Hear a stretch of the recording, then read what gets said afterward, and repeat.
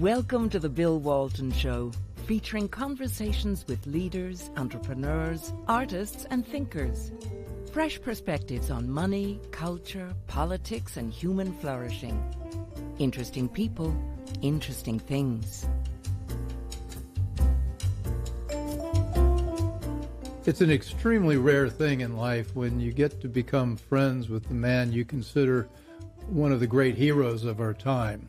And I've been fortunate enough in this case to become friends with Dr. Robert Malone, who I think you all know is internationally recognized scientist, physician, and the original inventor of the mRNA vaccination as a technology, also the DNA vaccination, and multiple non-viral DNA and RNA, mRNA vaccinations. Now that I've gotten rid of that mouthful, I can reach out to my friend Robert. Robert lives nearby our place in Rappahannock County, in a place you call Galt's Gulch, yes. Galt's Gulch, which is from Ayn Rand, which is where all the brilliant people left to escape the predations of government in the 50s. You're going to need a lot of room in the 2020s. And bigger fences. Bigger fences. And we're likely to talk about everything today, but in specific, I wanted to talk about two pieces that he published on his tremendous Substack site called Who is Robert Malone? And one is the experience he had recently with Substack itself and their payments processor Stripe, and what Stripe intended to do, which was to request all of his personal financial information to continue processing his Substack payments. And the other thing I want to talk about is something that came out just this week, which talks about title of it is Online Narcissistic Self-Victimization, and that's a lot of big words, but essentially I think the online world is a world where a lot of crazy people have found a home, and it's nurturing to a lot of deviant behaviors, and a lot of those deviant behaviors are driving much of what we think of as dysfunctional modern life. So we want to talk about that. And public discourse. And public discourse. Yeah. And it's really taken us off, the public square has become an ugly place. So do you want to start with that, or do you want to start with the Stripe situation? Which whatever works for you. Let's jump into well, it's not a narrow topic. I mean, Substack only allows one payment processor, Precisely. Stripe. Right. So you get no options as to how you can have your subscribers pay you. And then Stripe came to you about a month ago and sent you an email that said what? Yeah, Bill, and thanks for the overly generous introduction. And not really. And it's my honor and pleasure to have you and Sarah as friends. You've been fighting this battle for a long time, a lot longer than I have. So with all due respect. So jumping to the topic, the big picture is the weaponization of finance. And I assert that this has been a gradualistic process, a gradual or incremental implementation of weaponization of finance. And I don't know how conscious it's been in terms of the big scope from big finance. You would be in a better position than I to address that. But to my theory of the case, the United States government found itself in a position with the Iranian government a number of years ago where it just didn't have much diplomatic leverage. And in the face of that, there was a decision to take what then seemed to me a relatively novel approach of seizing financial assets of the revolutionary government of Iran and using and weaponizing those for diplomatic purposes. And that was, I think the success of that was debatable. Then to move along in the timeline towards normalization, when we had the situation with the Ukraine, and we can arm wrestle about who was the primary aggressor in that, but certainly the Russian Federation invaded Ukraine. We can all agree on that. And once again, the United States State Department found itself with limited options in terms of how to respond to that and how to exert pressure. And so once again, the SWIFT banking system, which now is coming to fore in other ways with its decision to endorse central bank digital currency, was weaponized against the government of Russia. And we had basically a debanking of Russia. And we can all agree on that, as often is the case when we have these slippery slopes. It's all for the best reasons and the best of intentions. But nobody at the time, they're just focusing on the best of intentions, and they're not thinking about the potential long-term consequences and implications of normalizing that type of strategy. So we could, there was a general consensus in the West that it was acceptable to weaponize finance against Russia. And perhaps I don't know if it was really thought through the potential blowback of incentivizing Russia to participate or enable the BRICS currency consortium and the consequences of potentially challenging the petrodollar. But that's what we did. And then along comes the trucker protest and the Canadian government's response to a bunch of honking truckers that were protesting peacefully government actions in terms of forcing truckers in particular to take the vaccine if they were going to participate in their industry, and particularly in cross-border shipping, which is a major part of Canadian trucking. And those stories are shocking if you listen to first-person accounts of what actually transpired. People couldn't pay their mortgage, they couldn't feed their family, they couldn't purchase diesel for their trucks. It was freezing conditions. And now we have Canadian courts making a determination that that was an inappropriate, invalid action that the Canadian government took under the guise that this was a national emergency and it was necessary to and adequate, appropriate to take these extreme measures. And then we had, as a part of that, the debanking and seizure of assets that had been donated, as you'll recall, through GoFundMe accounts. And GoFundMe was going to seize those and hold them and not distribute them, not return them. So there's a little bit of a conflict of interest there. And again, then this starts to get a little morally ambiguous, and some people have problems with that, and other people are saying that it's acceptable because the threat, you'll recall the manufactured threat that these people were compromised by neo-Nazis, far-right ideologies, etc. And there was what appeared to be false flag operations mounted against the Canadian truckers by what appear to be certainly, if not agents of the government and entities that were sympathetic to the government, that were using regalia and messaging, which was consistent with the government's thesis that these were far-right neo-Nazi radicals. Well, anybody that doesn't agree with Trudeau is a far-right Nazi. So, I mean, right. This is the label you just got to get used to. Right. Right. Yeah. And it's becoming universally applied.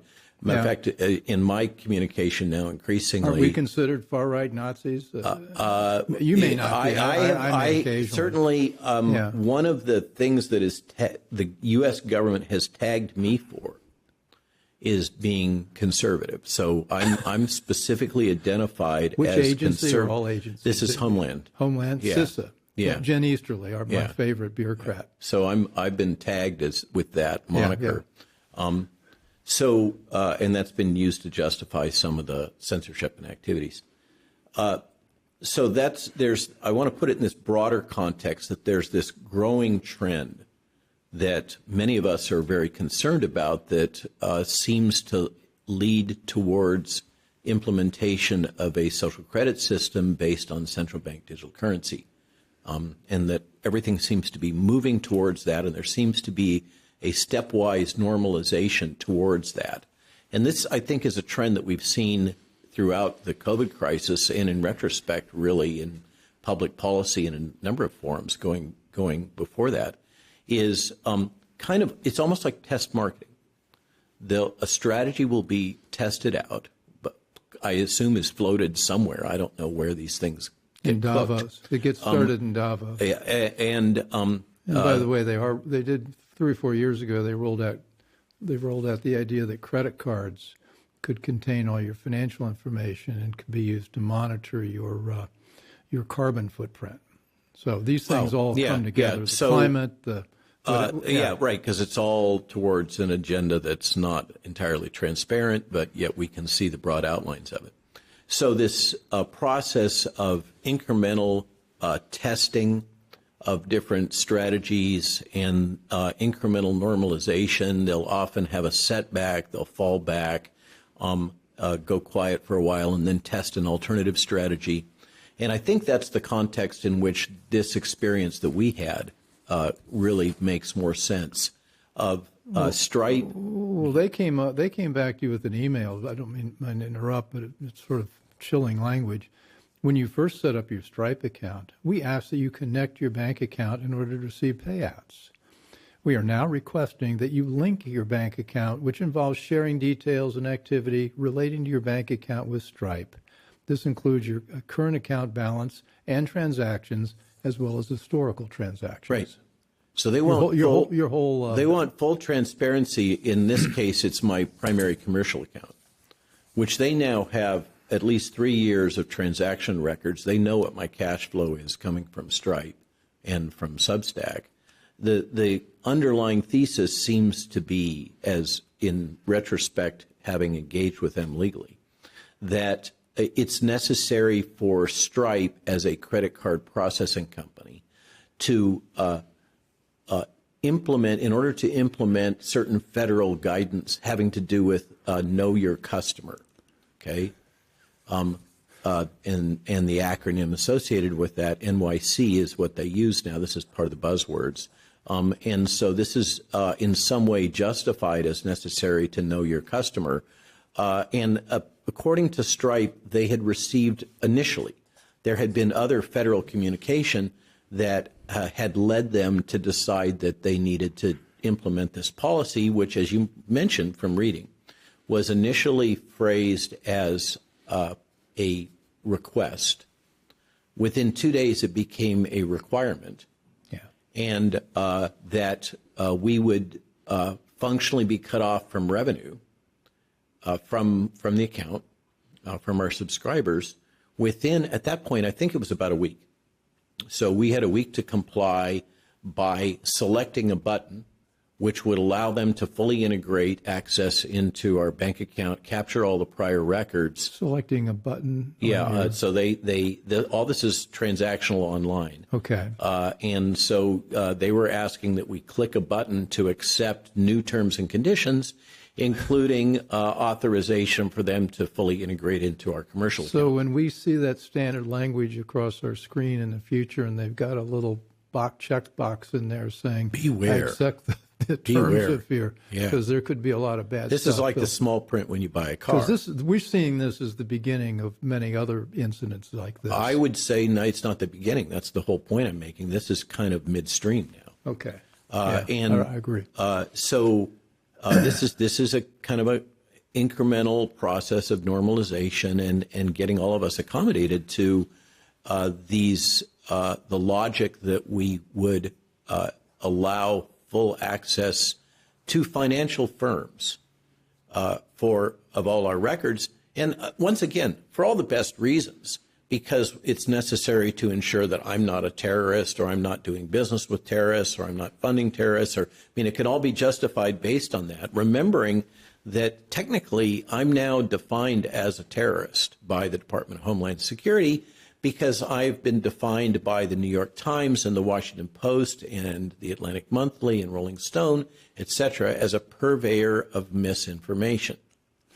So and you'll recall that Homeland Security put out a guidance that purveyors of mis, dis, and malinformation would be defined as domestic terrorists. And so that can then trigger all of the terrorist legal consequences. And we're going to cover the waterfront here, but this is embedded in what Jen Easterly at CISA believes is her franchise, which is to, she calls it, technically they're supposed to be responsible for protecting American infrastructure. Oh, let's talk about the bridge in Baltimore. Right, exactly.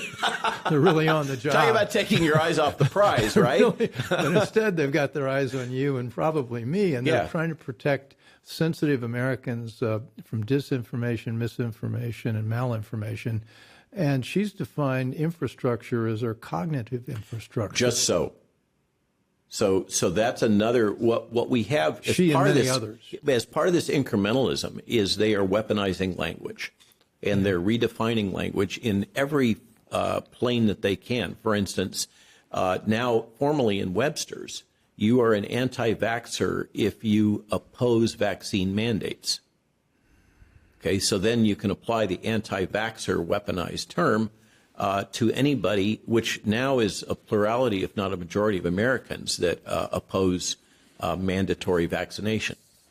So that's this whole trend of weaponizing language that underpins all of this logic, because once they weaponize the words that have been used in other statutes for other purposes, so congressionally authorized language, and if they can then take that language and repurpose it through weaponization, then they can apply those statutes to what's now normalized as a new meaning for that term. And I'm talking to a man who invented the vaccine that was used to the tech, not the technology. The jab. But that's the point I wanted to get to. I jumped through your very interesting and long and successful career just to get to our conversation. But you hold many patents in the field of gene delivery and vaccines. I was secret cleared by DOD.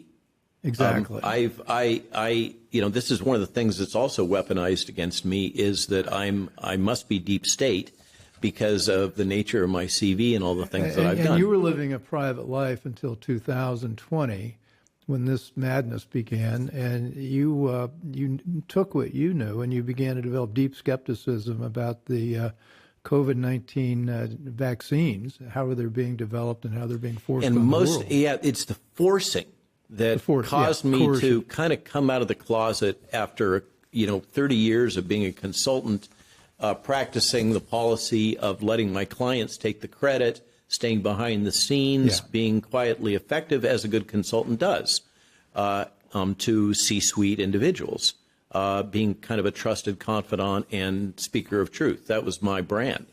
And then when I saw the ethical breaches that were happening, I thought that was a safe place to speak out against the failure to provide informed consent and the breaches of established biomedical ethics.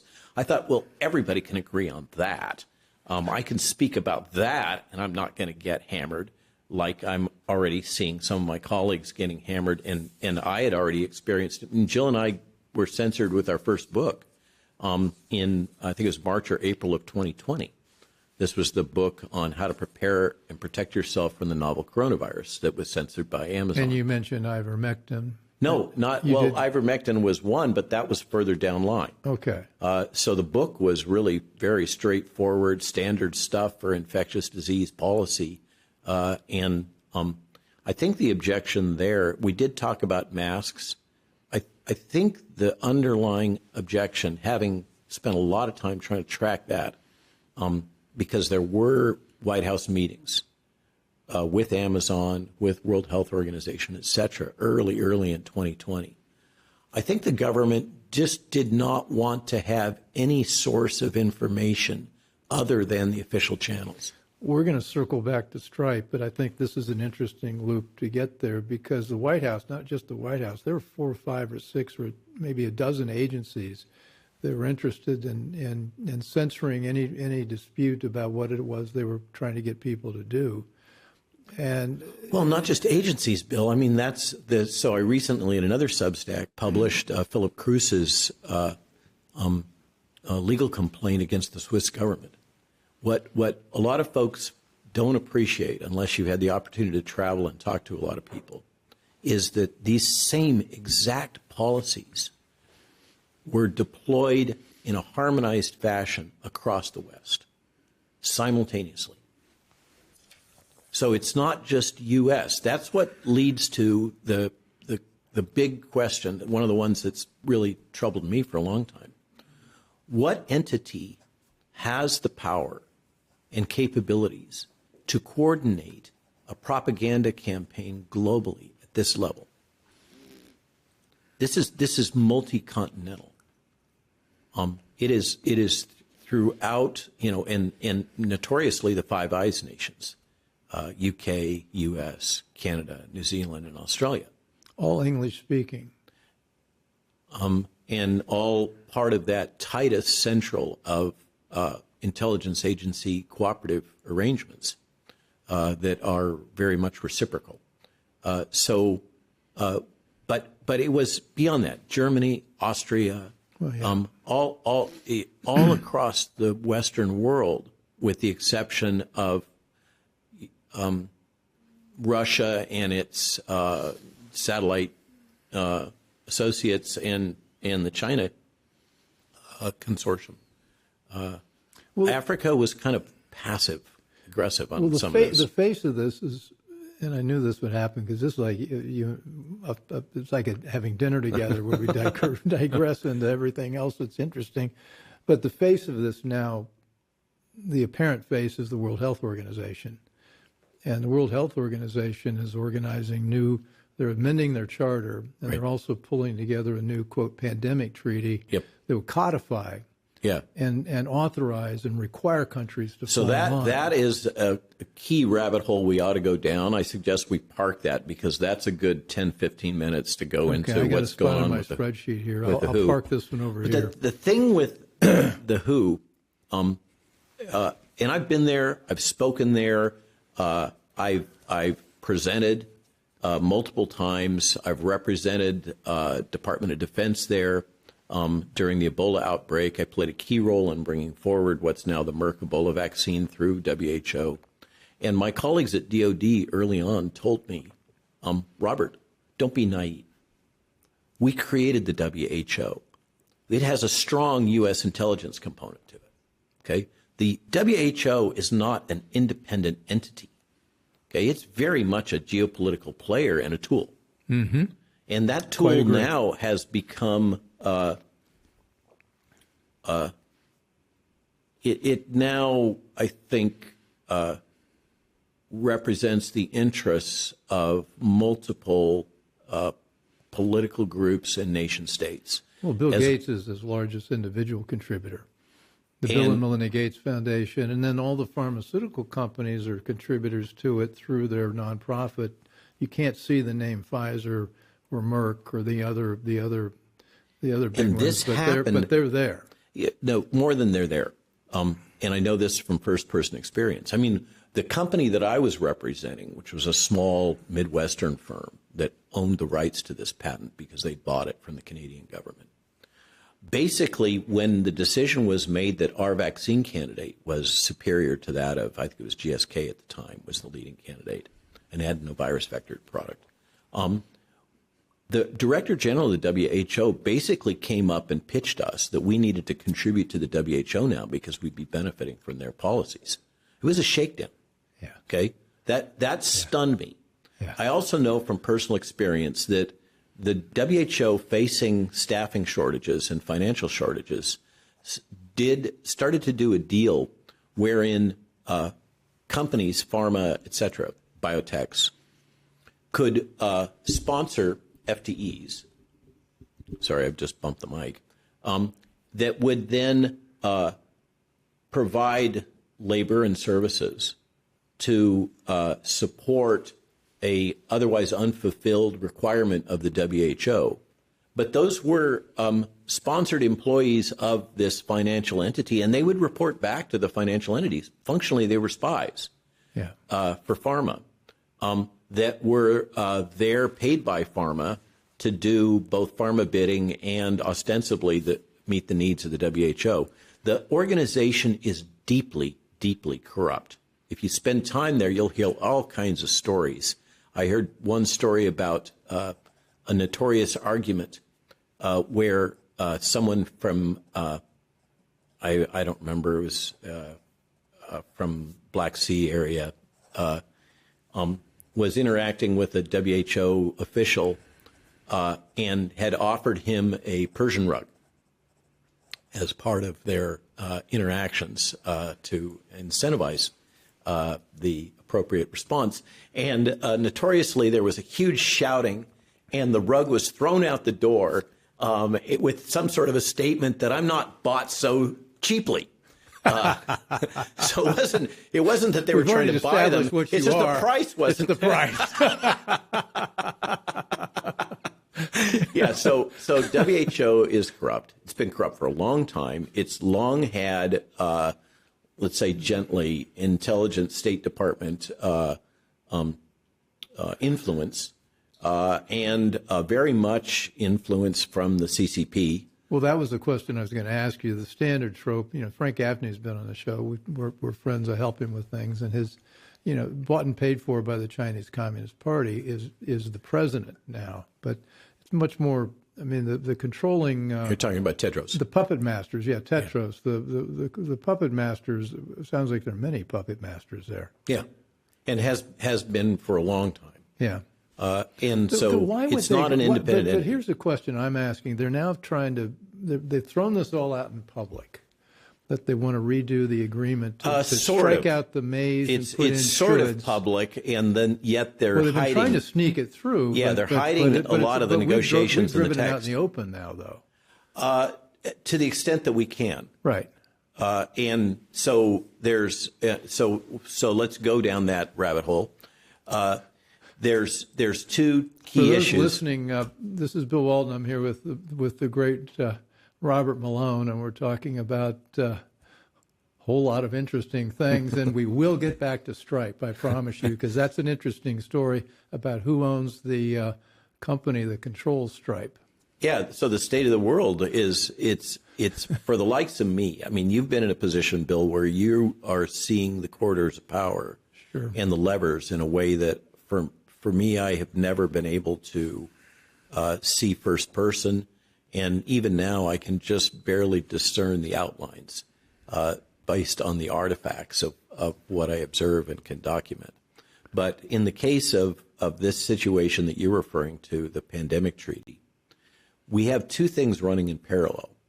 We have what the world community is calling a treaty, but which the current administration in the United States refuses to call a treaty because of the optics, I think, largely, of pushing a treaty through without getting Senate concurrence, which it turns out they have complete rights to, and typically 200 at least per year of such agreements, executive agreements, which is the new euphemism for a treaty that's approved without congressional authorization. So this is not unusual that something that would be called a treaty would be pushed through without the Senate voting on it. Very much not unusual. So that's something that people have been hanging their hat on. No. And it doesn't sound like we should. No, there's a bunch of statements that have been made that don't carry water. That the Senate must approve of treaties is a falsehood. And you need to go back to the Constitution. The Senate has the right to concurrence, but it doesn't necessarily need to approve every treaty. And the courts have held that these executive agreements, in lieu of congressional authorization, carry the weight of law in terms of authorization of a treaty. And the thing that matters about treaties is this gets to another fundamental constitutional principle, which is that treaties are treated in the U.S. Constitution kind of as having equal legal weight to the Constitution. So both are mentioned in the same clause as two things that are functionally equivalent. And there's a number of court cases that have established that, number one, executive agreement carries the force of authorization of a treaty. and that in the case of USA versus Pink, which goes back to about 1945, and involves financial repatriation, basically. It was established that there are limits on states' rights when it comes to treaties. And one of the other things that has been asserted is that the Constitution vests because it does not specifically establish that the regulation of practice of medicine is a federal is within federal jurisdiction. Therefore, it vests with the states. So that's always been the case. That's what I've been taught, is states have the rights to regulate the practice of medicine, which implies all kinds of things in terms of the public health response that we've just encountered. And so it's so asserted by even some. The federalization we saw in 2020, 21, and on, the feds had no. They had no ability to do what they did. They did it through their usual means of kind of enticement and coercion using financial levers. Yeah. Which is like what they do with schools and highways and everything else. So that's how a lot of this CDC power and influence flows from. Is if you don't comply with our recommendations, then we may have to withhold resources, funds, reagents, etc., from you. So it's very much the same ploy as we see with these other agencies. Or like the mob. Yeah, so that gets to the nice social media company you have there. It would be a shame if something happened to it. Well, then right? we're getting back to the coercion we saw. Maybe it was very voluntary coercion because the social media companies were on board with this, but nevertheless, they didn't do enough. So regarding the WHO treaty, there's been the idea floated.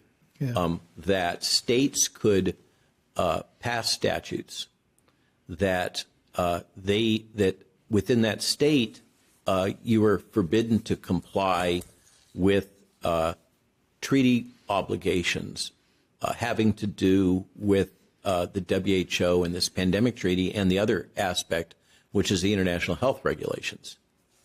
The international health regulations are arguably a greater threat to American sovereignty, and in that we have already agreed to the underlying executive agreement, in lieu of treaty, that establishes the original international health regulations, all of which were phrased as optional and recommendations, but now are being rewritten as directive language. Basically, thou shalt do this and thou shalt do that, and thou shalt respond to the mandates of the World Health Organization. And so that one's kind of being backdoored in that there's a pathway that they can amend these. They weren't supposed to be able to amend them in this way and make substantial amendments. But there's a pathway for them to amend the international health regulations that will create a situation where much of what the WHO seeks in terms of power to regulate international health can be achieved even without the WHO treaty. The thing that is really, if there's anything that's going to sink the WHO treaty, it's that it has funding clauses. And those funding clauses are massive. And what I'm hearing as rumor right now is that the major Western powers, let's say, such as the United States, Germany, European Union, that would be forced to capitalize this major increase in WHO budget, should that treaty pass, are objecting to the price tag. Well, and most of the contributions up to this point have been voluntary, not mandatory. And so this then would potentially trigger that there would be an obligation to capitalize as a function of a nation state's overall healthcare budget. So you can figure out where that goes. in terms of who's going to carry the biggest load, biggest healthcare budget, biggest load. But again, we're going to wander, but it's totally worth wandering. This is not just about healthcare, because one of the powers that's in this agreement is to declare climate as a healthcare emergency. It's also in the agreement that anything the president deems, and of course the president will be influenced by people, they can deem gun violence, they can deem hate speech. And by president, you're referring to the Director General of the WHO rather than the U.S. president. Yeah, so Tedros would have the power, Director General, to declare pretty much anything a public health emergency. Yeah. And this fits into another one of these interlocking agendas called One Health, in which it's purported that, and under the theory of One Health, the entire globe, all global ecosystems, species, etc., are functionally equivalent, have equal rights. This is almost a DEI-like logic that we're talking about, and diversity, equity, and inclusion. I'm referring to, and so this is kind of One Health you could think of as diversity, equity, and inclusion for all species, and for the ecosystem at large, and so. All species must be protected. So all species' lives matter, and need to be protected with a certain amount of moral equivalency. This would be funny if they weren't deadly serious. They are deadly serious. They're and serious. This has been percolating for a couple of decades now. Yeah. And a lot of this logic comes up from the United States. Remember, the international health regulations modifications were originally proposed by Biden administration, Department of HHS. That's where it's flowing from. Are you familiar with Lois Pace? No.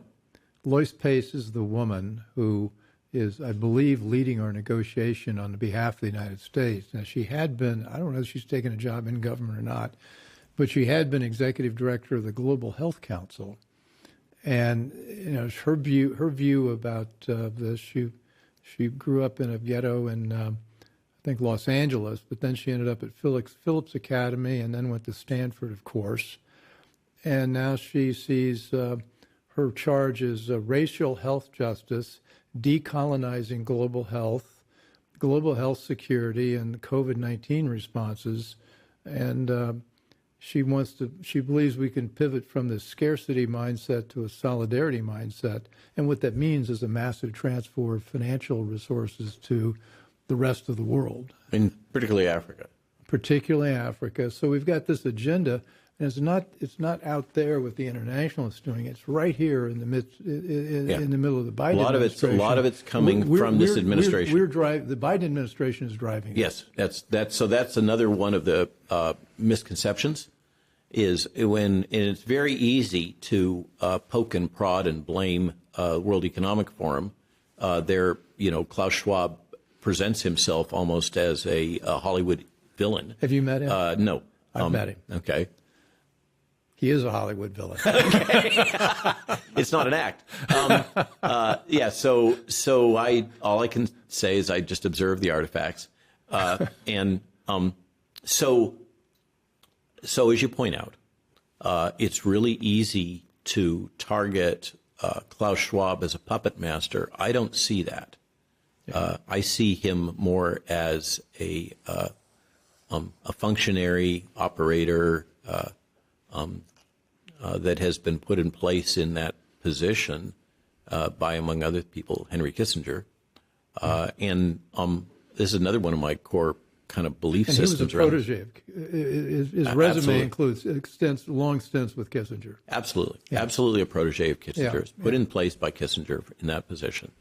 And I argue that we're still living in a realpolitik Kissinger reality. And one of the great challenges we face right now is the reformulation of global public policy in a post-Kissinger era. But that's a whole nother Substack. We may not ever get back to Stripe. But in terms of the WHO and the WEF and the international health regulations and the pandemic treaty, to kind of comprehend this, you have to understand that I think it was the Vienna Accords on treaties that were signed, I believe, in '69, mandate that treaties, international treaties, are dominant legally in international law over individual constitutions. And so it is another one of my hypotheses, let's put it that way, that we have a situation here where there is a pathway to end run the Constitution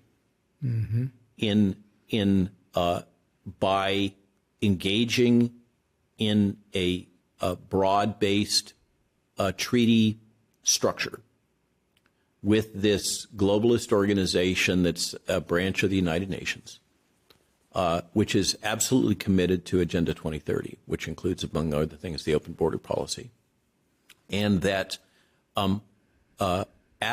aspects of our bureaucracy have basically found a backdoor to enable them to proceed with some of their agenda in a way that circumvents inconveniences of the U.S. Constitution. Well, this seems to be all of a piece with our open borders in Mexico. I mean, you would want this. This would be one of the elements if you don't believe open borders is absolutely a component of Agenda 2030. This is a whole of government approach. Yeah, to this. Absolutely. And we could maybe look at the Biden administration as implementing the Agenda 2030. If you wanted to step back and say what the grand plan was. I take that as a starting point. Okay. That's a given variable observation in my worldview of what's going on right now. Everything is consistent, and there has been statements, repeated statements. This goes back to Obama about the importance of implementing Agenda 2030. So that's another one that was slipped in as basically another worldwide treaty that got passed here in the United States, I think through executive agreement. I think it was under Obama. I'm not positive about that. That has now... It didn't go through Congress. It did not go through Congress. Has now been implemented and has the force of treaty. And because of this Vienna Treaty Accord, that technically those international treaties supersede national constitutions. And this is one of the things that Jill and I, my partner, Dr. Jill Glasspool Malone, who writes a lot of the Substacks, and really who is fantastic. Our work product is a joint one. That's the honest truth. We were just talking at length this morning about these things. I'm wondering how you produce 30,000 words a day. Well, she told me she does most of it. She probably does 2/3 of them right now. Yeah, she's amazing. Absolutely. I edit everything, but she's often the primary author. I know you guys get along so well. Credit where credit's due. Yeah. So here's the point, Bill. There is ambiguity in our Constitution about whether the Constitution itself or treaty obligations will predominate legally. Okay? And this is a huge legal controversy right now that may be finally brought to a head because of this WHO treaty. Where is this being debated? In small legal circles right now among constitutional lawyers. Okay, it's off in the... Yeah, it's off in the intellectual space, and you can look this up about... so this is an easy search on the web, and you'll find tons of information going back well over a decade on the topic of treaties and the Constitution, international treaties and the Constitution. And I mentioned this key case of USA versus Pink. There's a number of other ones. And I think that this is another one akin to some of these other controversies, legal controversies that are starting to come to a head during the COVID crisis. They haven't really been challenged in the past. That this issue of whether or not treaties can supersede the Constitution is at the center of the entire globalist, we could call it agenda or experiment. But in terms of can one sustain American sovereignty, U.S. sovereignty, in the face of this push towards a one world government, a globalist agenda, Agenda 2030, with a whole bunch of phrases we can string together relating to this. I think the key legal turning point, involves this existing ambiguity in U.S. Constitution, U.S. constitutional law about the preeminence of international treaties versus the Constitution itself. And that relates, of course, to state rights, because the issue that's coming to fore right now in some states is an effort to, as I mentioned, mandate that for a given state, they would not need to comply, one would not need to comply with these international health regulations or treaty obligations that are coming down from WHO. So states are attempting to take the logic that since the right to regulate the practice of medicine was not established to the federal government, it vests to the states. Therefore, if the federal government executes a treaty with the WHO that would then supersede that and ostensibly force states to comply with mandates or edicts that might come from this non-U.S. globalist body, a extranational body, that this violates fundamental constitutional principles of I think it's 10th Amendment. Well, a couple of thoughts on that. One is, if there's a federalist solution, back in the sense of the word that each of the 50 states is part of a federation, and it can have state level laws and regulations, not every state's going to do that. Right. It's going to be it lines up now about 25. Right. 25 or so states would line up saying, we demand this, we demand control of our own health care. The rest wouldn't. And so we're ending up with this map that looks an awful lot like us versus them on this issue. Because of this Vienna Treaty Accord. Yeah. 1969, and we were... It's moot. Okay. Because according to that, which we have signed as a treaty, so the federal, it establishes... In 1969, we somehow gave up the rights for states to assert their own control over health care? We engaged in a treaty in which we concurred that international law based on treaties would supersede national constitutions. So the states would be bound by these international agreements. So that's the tie right there. Bingo. Okay.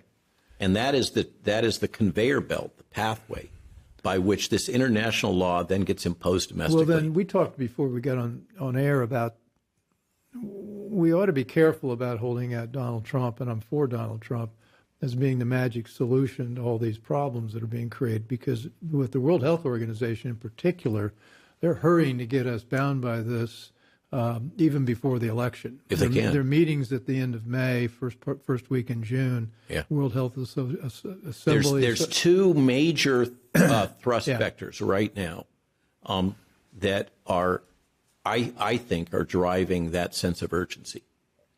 And one of them is the U.S. election. The other one that we aren't so aware of here in the United States is the upcoming European Parliament elections. Because we have this broad-based populist movement across all of Europe right now that is threatening the existing, let's say, Social Democratic Party coalitions.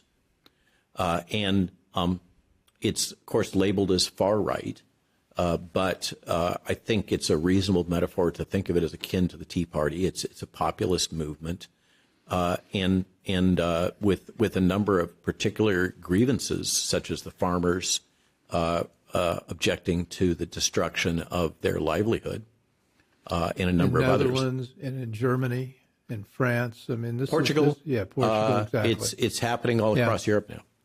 Italy. So the rise of these populist movements are coinciding with upcoming European Parliament elections that are going to happen this summer. And that could switch the composition of the European Parliament. And a lot of folks aren't really aware. We throw about bandied this word democracy. European Parliament is the European Commission and the European President are at best indirectly elected. And in terms of the Commission that nominates the President, and then the Parliament basically concurs, that's all largely independent of the electorate in each of the member states. So, I've spoken to Christine Anderson about this at length from the AfD party, which is in Germany is being so harshly, among other things, attempted to be debanked. That gets back to our other thing, it's weaponization of finance, and censored, etc. She points out that the Bundestag in Germany may vote for something, but it's largely irrelevant because that can be ignored or overturned easily by any of those three entities, the President of the European Union, the European Commission, or the European Parliament.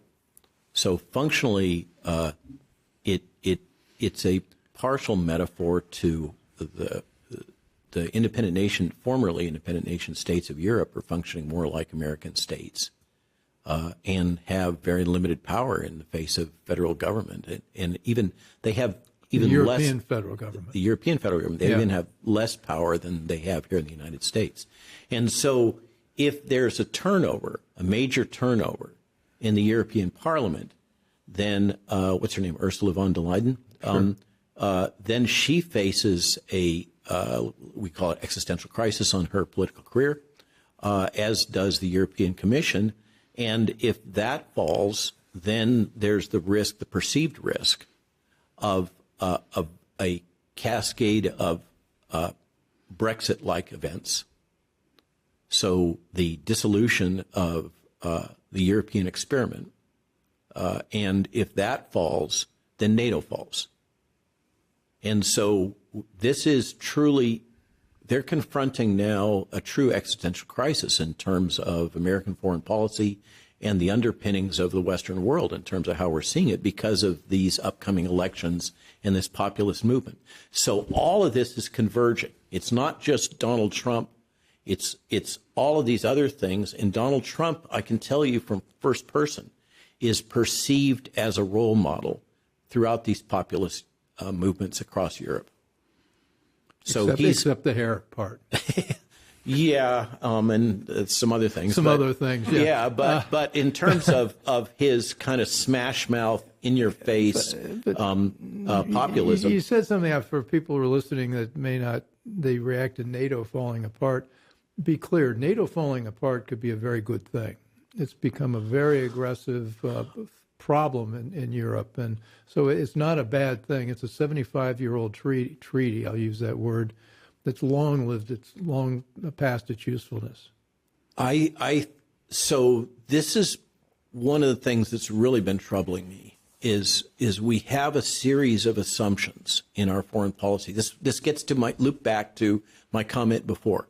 I think one of the biggest challenges we face right now is to redefine a post-Kissinger foreign policy. Mm-hmm. Because we're now in a multilateral world in which realpolitik, which leads us again and again and again down very bad moral roads, under the justification that a little bit of evil is necessary to counter a much greater evil, right? And the problem is that we see again and again is when you engage with evil, you eventually assimilate it, you become it, and it compromises your own underpinnings. And that feels like an awful lot where we are right now. And the risk is the warning, I think, to anybody processing this and thinking about it is Jimmy Carter. We don't want to be in a position where we're substituting morality for strictly for U.S. Geopolitical interests. Somehow we have to strike a realistic balance, and I think we have to do a lot of hard thinking.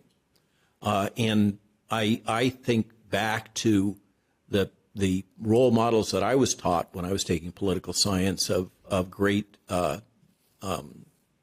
leaders in American geopolitics, George Kennan, and the containment policy, a much more pragmatic, realistic recognition, and I think a containment policy built around a multilateral reality is more aligned with where we should be rather than this kind of moral preaching, developed democracy logic. Oh, I so agree. Here's one of the ironies of history. They created the European Union so that we wouldn't have European states fight each other. And now we're seeing the head of NATO is the most he's a warmonger. And this fellow John, who his last name I forget, was from Norway, previous leader of Norway. We're now likely they're pushing us towards a war with Russia that's likely to go nuclear. So this theory of the case, where if you put all the European countries together, they'll be more peaceful. They'll all play nice in the sandbox with each other. And guess what? They've enlarged the sandbox, and now we've got a bigger conflagration that's possible. The blowback, the blowback is wicked hard. It's chronic. So we've wandered way past. You're going to have to come back. We're going to have to talk some more. I wanted to keep this to an hour, and we could probably go for 5. But let's come back to Stripe. Yeah. And Stripe, the weaponization of finance, is sort of part of this. When we think about the globalist movement, and we talk about Davos. I did see Davos several years ago roll out a credit card that would accomplish much of what the Chinese have accomplished with their social credit system, where you get points for good behavior, lose points for bad behavior, and that system eventually can control whether you can travel, whether you can go, attend concerts, whether you can educate, pay for school education, go shopping. So that's what you're experiencing with the Stripe payment is exactly the aim. I completely concur. Is it's part of this incremental implementation of weaponization of finance for social control, and I argue that is fundamentally immoral. I agree. That gets to my point about morality versus this kind of creeping justification based on best intentions. That's how this is justified again and again. We're all against terrorism. Who is for terrorism? Well, we have to. What are we going to do to control terrorism? Well, we have to be able to deprive them of their finances, because if we deprive them of their finances, then they can't operate, they can't do their bad stuff, and they can't go buy tons of nitrate-based fertilizers and diesel oil or whatever the thing is, right? And so it's all for the best reasons. And like everything that happens in a bureaucracy, that then gets incrementally exploited to enable the advancement of other bureaucratic agendas. And so if you're sitting here in an agency, I think this is the big picture of what drives all of this, is you're a bureaucrat sitting at your agency and you want to do good. Let's assume for the sake of argument that they're acting in what they believe to be the best interest of the American people. And DEI is all wrapped up in the logic of an ESG, in the logic of being in the best interest of the American people at large. This is always the case that we call these people do-gooders, or there's a lot of euphemisms, but they see themselves as advancing the public interest. And so they're looking for ways to advance the public interest in the face of the constraints that exist politically, constitutionally, et cetera. And so they're constantly probing for some crack in the system that they can exploit in order to advance their agenda. And that's, I think, what we see again and again and again is, as blowback, is the unintended consequences of doing something which we believe we're doing for the best of reasons.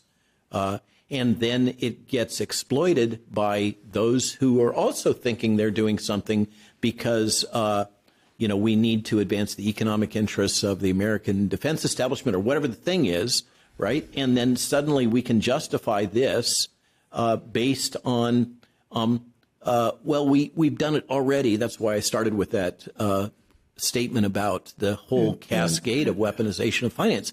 And then we get to the point where we are way across the line of morally acceptable behavior. And in locking people out of their bank accounts has to be one of the most egregious actions that anybody could take, as far as I'm concerned, that the state could take. And the state is absolutely acting in cooperative. I think if we have another Biden administration, I won't say Joe Biden, but administration run by the same people, I think we're just a couple of years away from that. I think a central bank digital currency is probably inevitable. Yeah, well, that's why I thought it was important to note that SWIFT has come out. The SWIFT banking system, which is what we in part weaponized against Russia, is now strongly endorsing CBDCs. Yeah, and planning on implementing them, and has already done testing on implementing CBDCs. Okay, well, we need to stop. I won't say end, but we'll hit the pause button right now. I'd love to come. We'll figure out the next way to. Should I make it a cliffhanger to tell people who owns Stripe? No, I think we should go ahead and you might as well wrap it. Turns out it's owned by a venture capital firm, which is controlled by Jared Kushner's brother. Right. And yes, Stripe is a fascinating. I'm not going to say necessarily that's a Jared Kushner production, but it's all of the same. It's all in the same family. World. It's all in the family. family. And Stripe was apparently originally launched in Ireland, which now is implementing these really egregious censorship policies that they're trying to kind of force on the rest of the world, and has offices in San Francisco. So if you're going to do business with Stripe domestically, you have to deal with them in San Francisco, which is why, in the end, in order to get this whole mess resolved, I had to retain a high-end San Francisco First Amendment law firm, California-based, Dillon's firm, which is the Dillon Law Group. Yeah, and they acted. So the good news, to jump to the conclusion of the story with Stripe, is we engaged them immediately, and it took a fair amount of treasure to do so, and they responded extremely promptly. I wouldn't say aggressively, but appropriately to Stripe, documented what Stripe had done, held them accountable, and Stripe, within days of the articles coming out, like in the Federalist, and our Substack article covering this topic, Stripe capitulated and suddenly found it acceptable that we would just fill out a very vanilla form talking about our financial needs and whether we anticipated that we were going to need additional capital over the next 2 years. My guess is they knuckled back because of your fame and your profile. If you were a smaller guy without the kind of justified outrage. Well, fill in the blank. But this is going to keep happening. Absolutely, and it is still happening. I've been contacted by others that have been deplatformed. Libs of TikTok was deplatformed, and then apparently Elon Musk interceded, and suddenly they came up with another garden variety excuse. So they just hadn't filled out the right paperwork, or they hadn't put a hyphen in a particular listing, and clerical error. Yeah, clerical error, exactly. In the digital age. But I'm aware of another person that had received the same messaging, that is a broadcaster and well known, works for the Lindell Network, and was also threatened, but without the deadline, for the deplatforming of her Substack revenue. And then another one that I'm not even able to allude to also got notification and was financially deplatformed. And I don't know how that's going to be resolved. But this is absolutely not over. They just backed down over our particular situation. But I fully expect more test marketing of a variety of strategies. They also, by the way, took off their website any reference to this being in response to any federal government communication, interestingly enough. They didn't want it on the record, but it certainly was, I'm sure. Thank you. I'm going to have you back. I just remembered we didn't get to talk about online narcissistic self-victimization and why we ought to choose personal growth over short-term dopamine hits. I think this is a sort of the heart of the matter issue in our digital age as to how you deal with all that. And I agree. It's a deep topic. I want to spend a little more time on it. So let's do it again. We'll get you back. Yeah. Okay. To be continued. Anyway, thanks Robert Malone, Dr. Robert Malone. As I said, great man and a hero of mine, and just thrilled to spend this time talking about this issue and other issues. And I'm glad we got back to find out who owns Stripe. That's another thing to explore. Anyway, thanks for joining. And as usual, you can find us on all the podcast platforms and Rumble and YouTube and on our Substack site. We're on there as well, and as well as on CPAC Now and Monday nights. And stay tuned. We'll be back to talk about another interesting topic with Dr. Malone about narcissism, which I fear too many in this modern age are a victim of. So anyway, thanks for joining, and we'll talk again real soon.